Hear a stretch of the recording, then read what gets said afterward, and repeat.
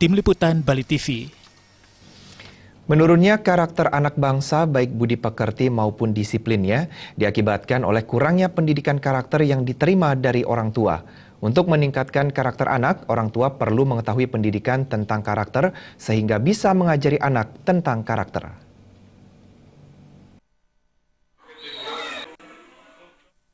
Banyaknya kasus anak yang mencerminkan kurangnya moral, budi pekerti, dan disiplin pada anak perlu dipertimbangkan dampak ke depan yang terjadi.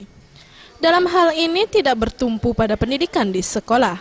Dipentingkan peran orang tua sebagai guru utama, pengawas, dan pendamping anak. Praktisi pendidikan Ida Bagus Ano mengatakan, orang tua diberikan pendidikan karakter guna mengawasi dan mengajari anak tentang karakter terlepas dari pulang sekolah. Apa peran orang tua? Jadi orang tua itu sebelum tahu yang namanya pendidikan karakter, maka pendidikan karakter kita berikan kepada orang tuanya.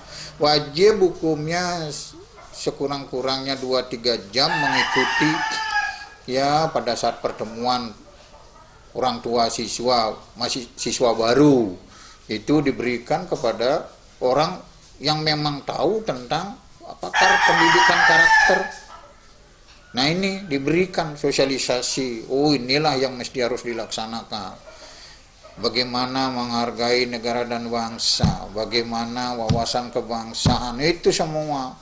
Bagaimana berdisiplin, bagaimana kerja keras, pantang menyerah. Kedepannya diharapkan orang tua yang memberikan ruang dan waktu untuk memberikan pendidikan karakter di rumah untuk menyukseskan pendidikan di Indonesia yang berakhlak mulia. Suryantari dan Bayudi,